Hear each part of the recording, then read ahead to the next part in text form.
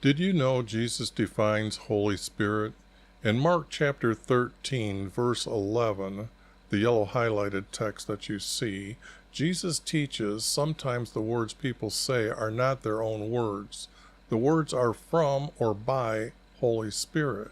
And in Matthew chapter 10, verse 20, Jesus teaches, Holy Spirit is our Father's word speaking from your mouth.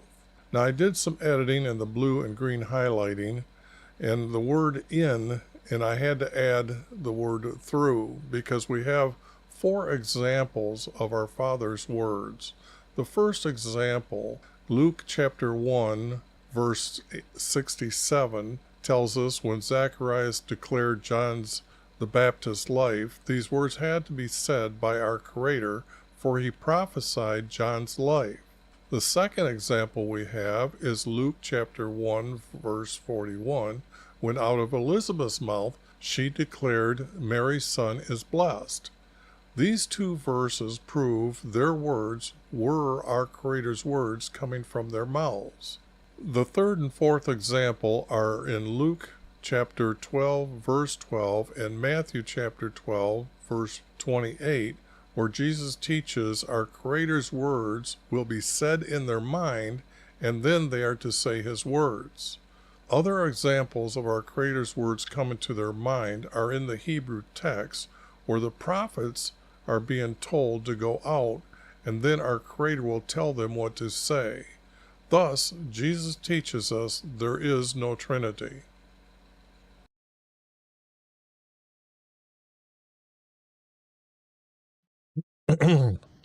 Sorry about that. I needed a little bit to shut things off and then get started here. And this is going to be the Chronicles 1 or 1 Chronicles. And I'm cleaning up the hidden formats here. So it kind of, I guess, reveals the first writer's formats. And what you're seeing right here is the 3-verse format. And by that, I mean that I use 2 major words and then combine them with the least amount of smallest words I can to complete the verses. Now, what happens in a 3-verse, it becomes a statement, and these 2 become a sentence that describes this or tells us about the statement. Okay. Now, when I've read it, I've had to do some new editing. So these are going to be some new edits that I needed to add. And I wanted to go over those. And then these 2 paragraphs, this will make a small paragraph. This will make another small paragraph. But together, they'll make a larger paragraph. That's usually the way the format goes. But as you see, I don't have a double space in this grouping because it doesn't break that way. There's text either missing or something's going on here. As far as why it shouldn't have, example, I would cut it here and I would cut it here because this is good 2 together. But you can see that now these are the sons from David, born to him in Hebron. So the thing here is when we go through the text, looking for these formats, and I know most of the time the formats are 2 together like this. I don't have a beginning, and yet this does sound like the beginning.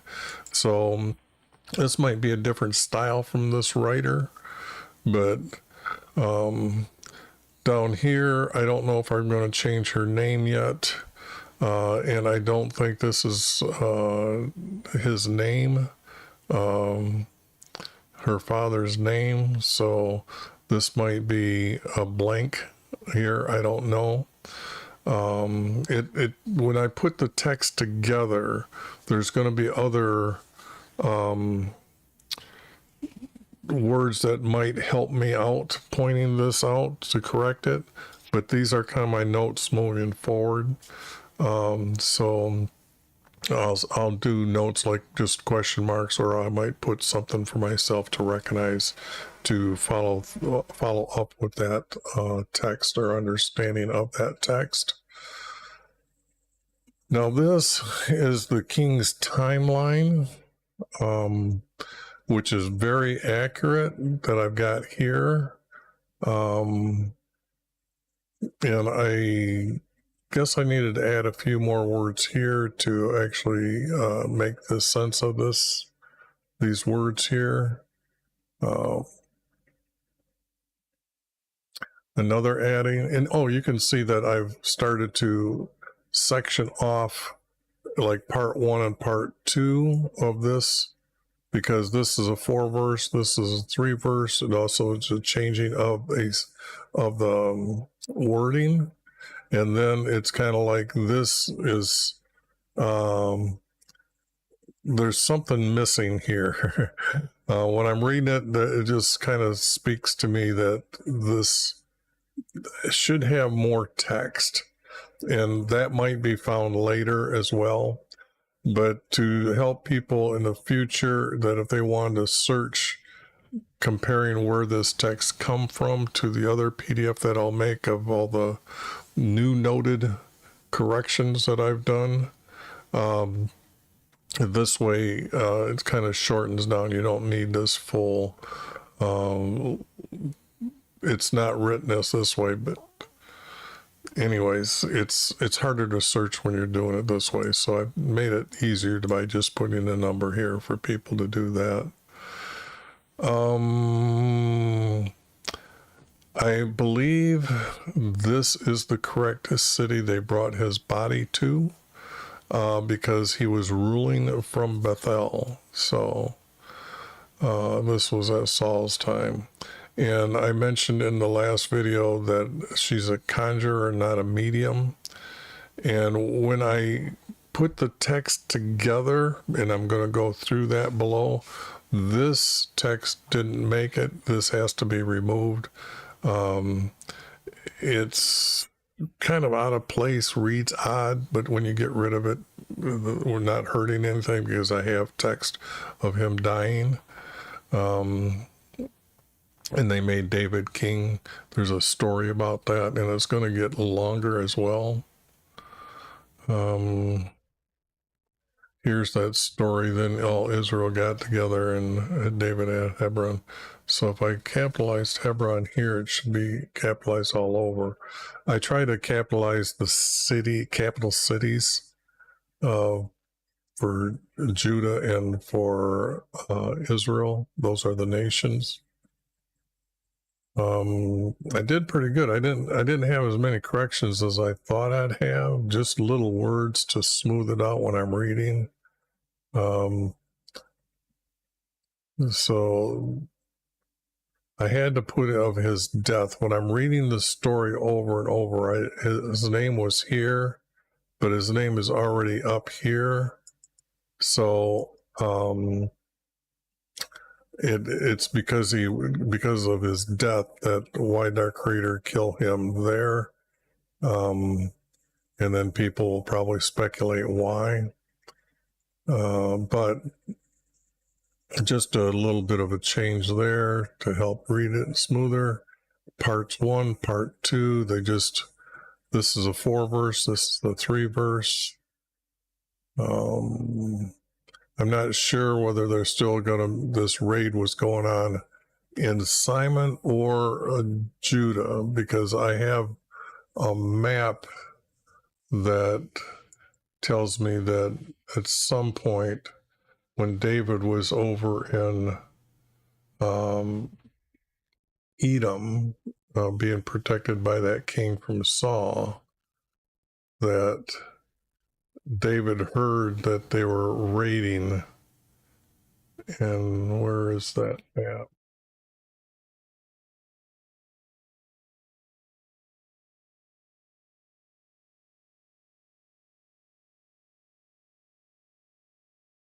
Yeah, this is the map here. And he come from here, which is Edom, and he comes up here. So I can see now that they were raiding in Simon here. So I guess I can correct it now. This map comes from our Creators Hidden formats. And then Saul heard about them and he went to fight as well. But now how come this doing this again today?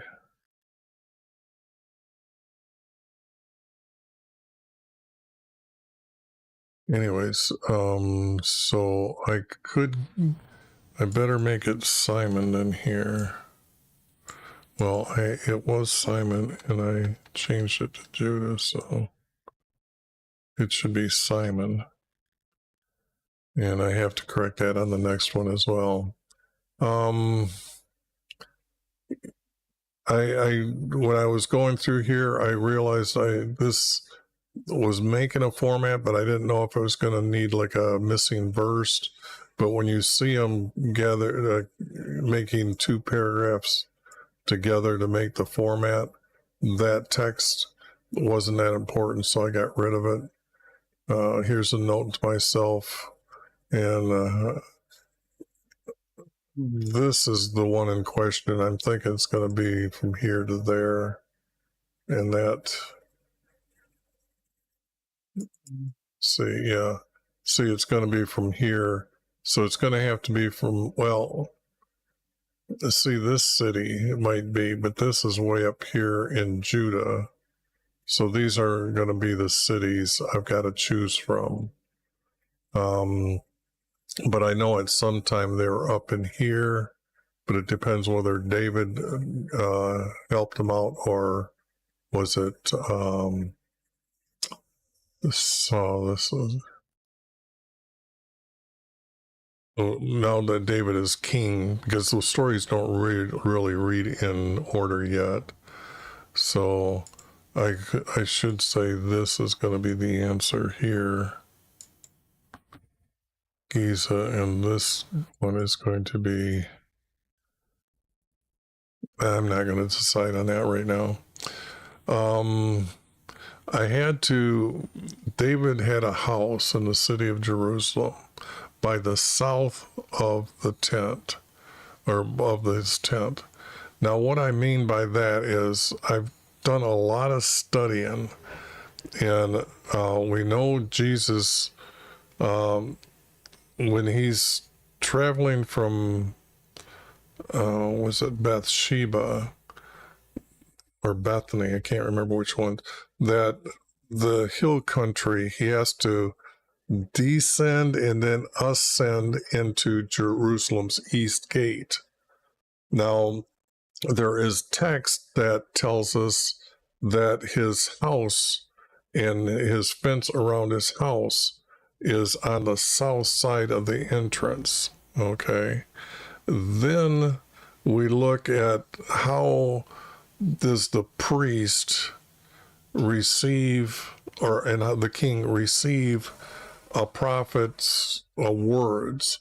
Well, the gate for our Creator's house has two guards out front, and the king's house would be below this, and that way when they're announcing their prophecy, that both these guards would report what is being said. He only needs to say it over and over as he's proclaiming it there by the gate. Now, once you understand that the guards would have to be able to hear the king's guards to get somebody to come out and start recording or find out what this guy's doing here. His place where he lived, it's not a palace, but it's a very large paneled house. So the king's house would be below that, or south of. So that's why I'm using the word south of his tent. Okay, because when the tent was set up, then it had like a fence going around it. So David's place is here. Now that means that the priests also have to have a place to live. And because they're going to be rotating out, you've got 37 of them. That's 13 major priests, and one is the highest priest that takes care of what for the king.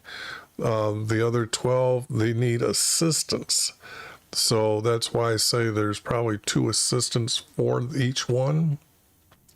And then that's the number I get. So you need a place for them to live. Now, they also are supposed to have their family with them, because our Creator made the Levites the priest, and their descendants would be priests, or their sons would be their priests afterwards.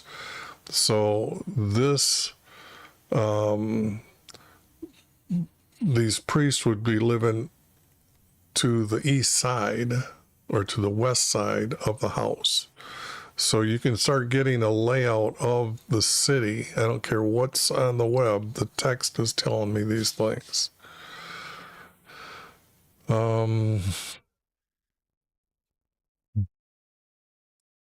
This was just to make him read them smoother. Highest male, not a son, because I was referring to this as son of David. But when I realized I need it, it's the highest male, the most obedient to our Creator. When you look at even Abraham, he was the most obedient male from that was our Creator before he made him a nation that he starts his promise with. So even though he has a high degree, because he was willing to kill his only son, true son, it would be that's a high righteous act. When you talk about the highest word for one who is being obedient to our Creator is a righteous person. So Jesus is a step above. So I've got it as highest. I couldn't say most righteous here. But he is a male. So these are the promise from David that his son is going to have a kingdom in heaven. So by the way, some of this text is the only text we have that talks about why people will enter into heaven.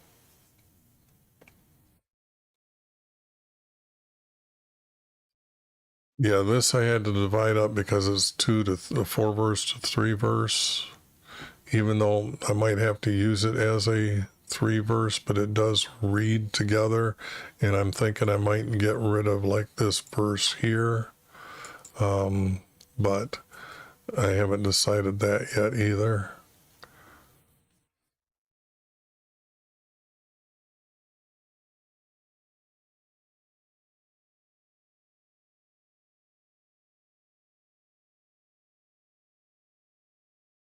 When I was piecing everything together, I'm not sure if this is going to be needed at all. I know that this verse isn't going to be needed. These guys have been long gone, dead for a couple hundred years, probably 300-400 years easily, or at least 300 years. So I don't know if this piece is going to go someplace else, but I'm going to probably rename this prophet because we have a tribe named Gad. So I tried to make sure when people search the text that when you're searching for the tribe Gad, you only get Gad, I guess. Then that's what happens. You get that name quicker and all the verses from him. So you don't need to know that this guy was a prophet. That will be changed later. I realized that I had too many words here. I brought it up to make it a 3 verse. That's what I did. To make this a 3 verse, I got rid of this one and just put the word he. Gave this guy 60 silver by weight for his land. That's where Jerusalem was, or where his tent had stopped. Or our Creator killed Uzzah, and then David stopped and said, okay, this is where the house will be then. It's kind of like the decision was made by our creator because he killed somebody. Okay, so um, is this something related to Jesus being killed? I wouldn't take that as I just want to put it out there, because I know people are going to try to make up their own meanings for things or why it happened, and that's a reasonable understanding of maybe why David said this is it, but he wouldn't have known that answer. It would be something related to our creator's understanding what's going to happen. So this was a note. Maybe I think I got to get rid of that. No, here it is. When I put these together and I put this piece down here, this text right here is up above here. So it's not like it's lost, but it's kind of like a repeat being said. So I got rid of this. And then this, you can see I met the format, so I didn't need this. And this really isn't needed. So even though it meets the format, I just felt that that's not necessary for today's understanding of the major things that have happened.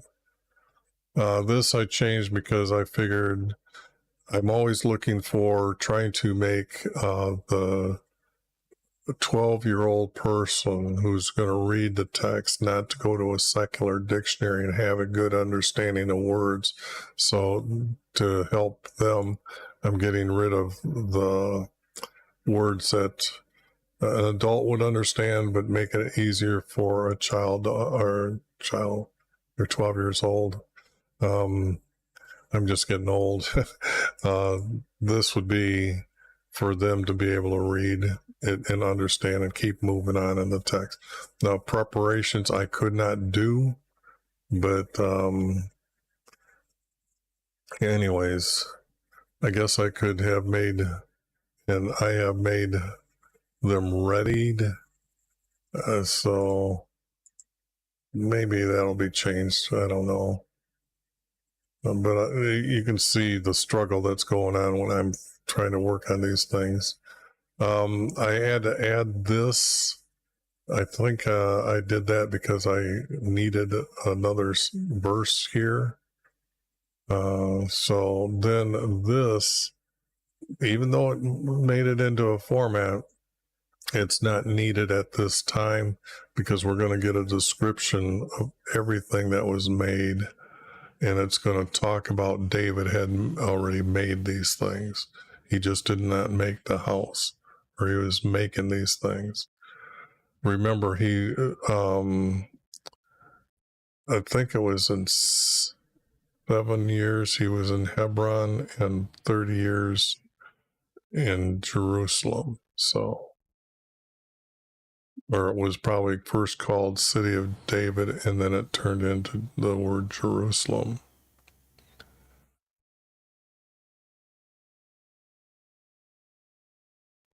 Okay, now what I did is now this is the reordered text. So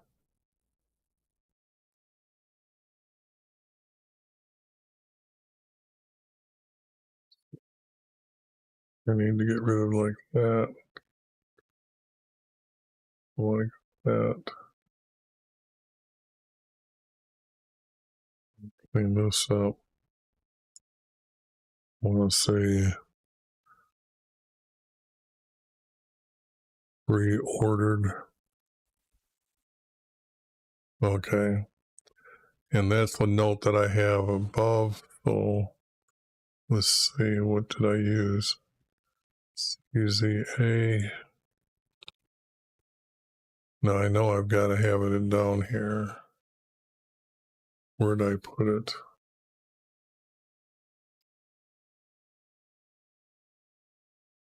Oh, I put it down here. ZZA.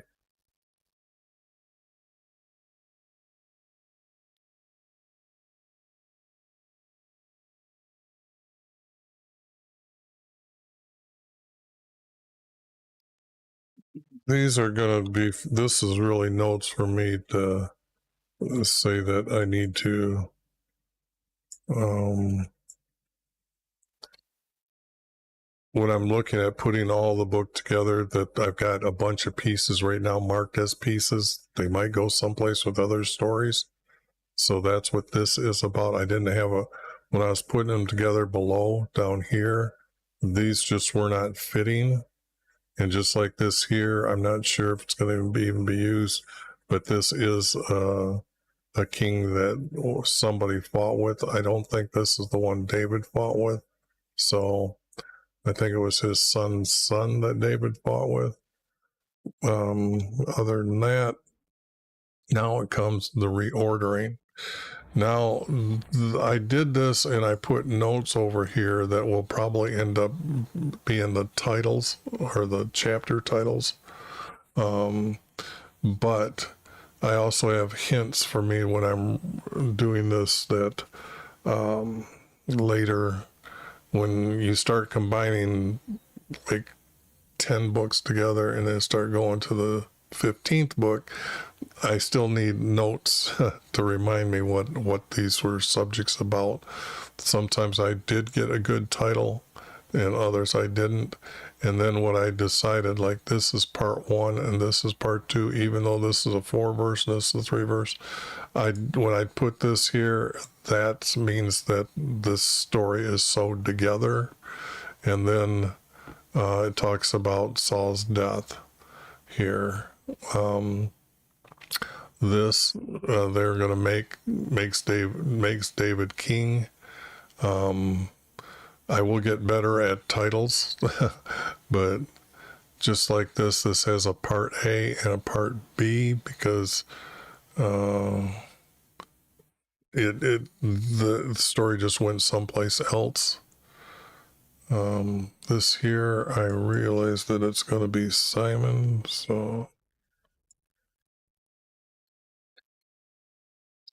that's that cleanup. That means this would be cleanup.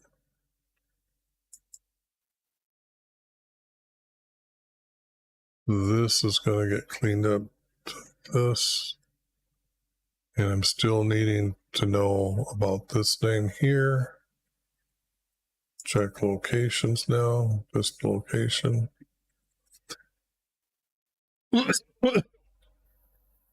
Then he finally puts an end to Philistines in the promised land. Now what's important about that is that this is where Philistines were at, and David got rid of them and put them down. What happened was pushed them down here below what is known as the Egyptian River. So this was also the water that would, a river to designate the oldest Egyptian land, how far it went out. Some would call this like the Nineveh, I think, or Nivja, something. But they finally were removed. So, so from David's time onward, and this was the Philistines' land, but you got to understand about the Philistines. These people who were ever here, they were all descendants from Noah. This would have been Shem's sons down here. Canaan's was,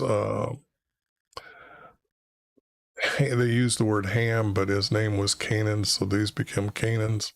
And then above where Lebanon was Shem's, his oldest son.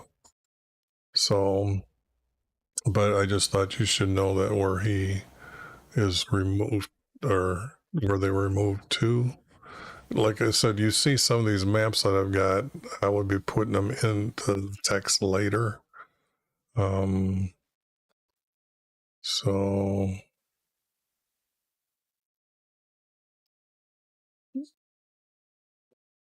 David defeats the Armenians, but you can see the 3 verse and 4 verse, the story's just the wording goes here. the best I can. Now, I know it's out of order though, somehow, because see, David defeats those ruler, and then this here, I have been wondering whether this is actually, well, let me show you. It's better, it's easier to describe than me to say these things.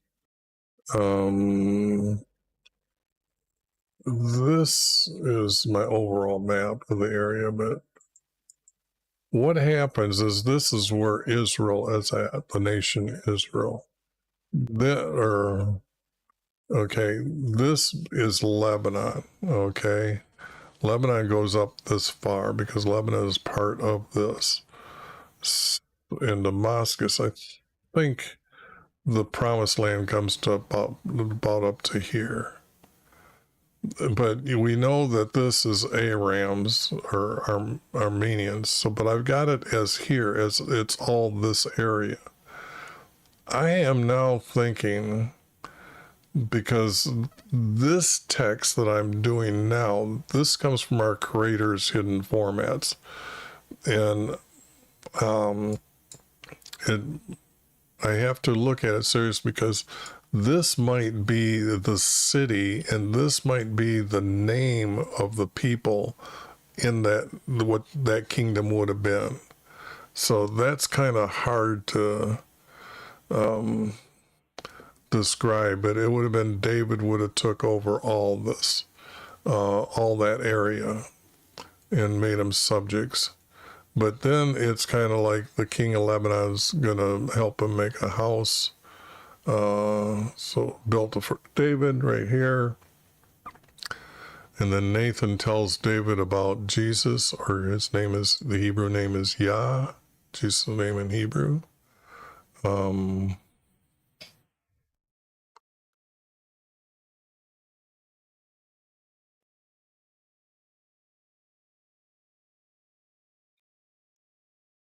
Okay.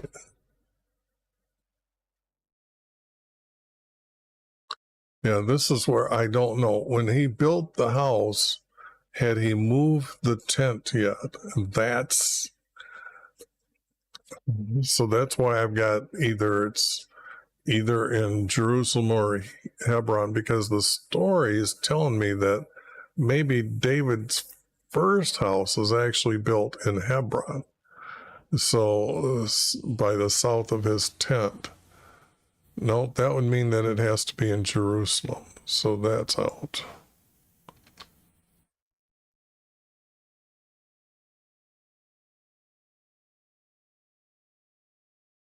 That's just confusing. The order in my head when I'm putting this in order. When you get a chance and you look at these PDFs in another week or two, you'll understand what I'm saying. That when you read it, it's kind of like that's the question: how does this get put in order correctly? Because see down here, I've got David now moves the tent.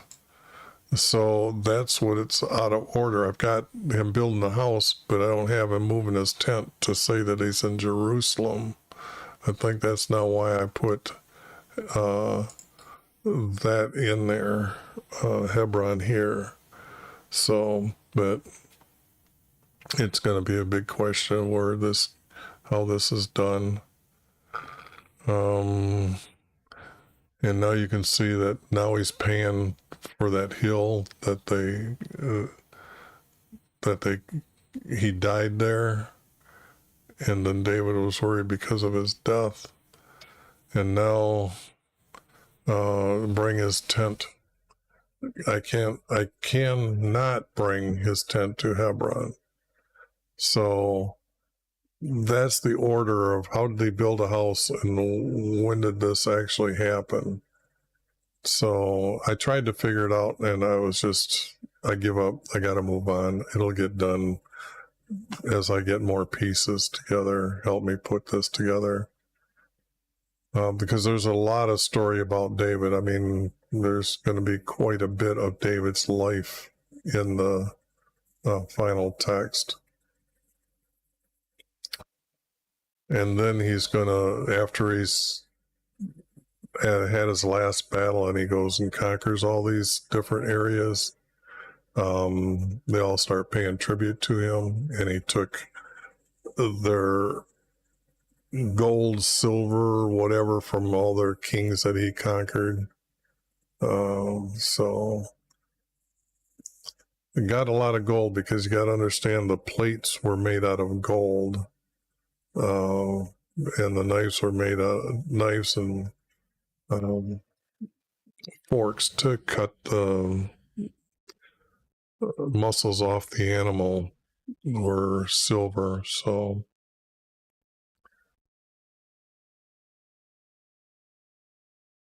and those two stories, they go right together, although I don't think they were in the book. See, it's 22 and it's 28, quite a bit of difference away, but the story is there. Now we have King Solomon, and then it's like a recap for David, where he reigned.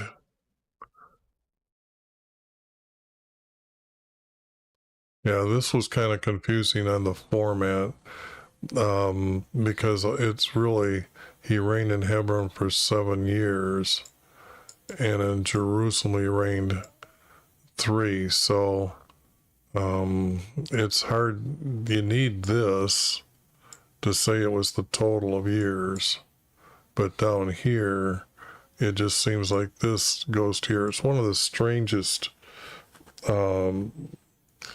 ways to connect these together.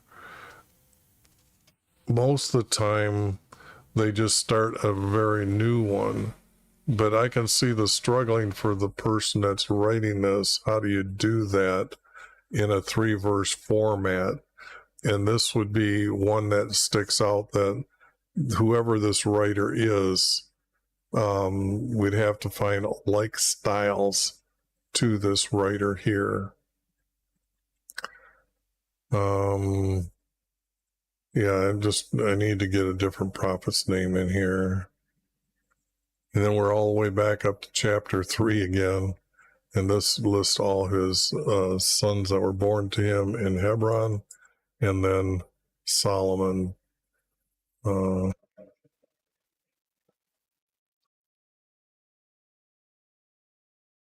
gotta figure out what name I renamed her. I didn't like this name, and this guy I still gotta figure out. And this is the list of Judah's kings, which is really clean, and that'll be the end of the Chronicles 1 to begin meshing. So I'm going to do Chronicles 2, but I'm not probably going to just get into putting the pieces together, because what I've been starting to do here in Chronicles 2 is I'm going through and putting all the new editing marks up here. Example, if I was to show you, I can't go from temple to courtyard, so I need this gray text, but I'm replacing this word. Same thing with these here, I'm replacing, but these colors and these notes all have to be updated so people aren't confused. But I just don't want to make a video like I did for 1 Chronicles. I think that's a waste of time of videos. But the videos are already done. I don't want to remake the videos of why I went through every little word here, but I do need to have the correct markings that, like these, I've added. So other than that, I'm going to call this video done with for today. So I will see you on the next one.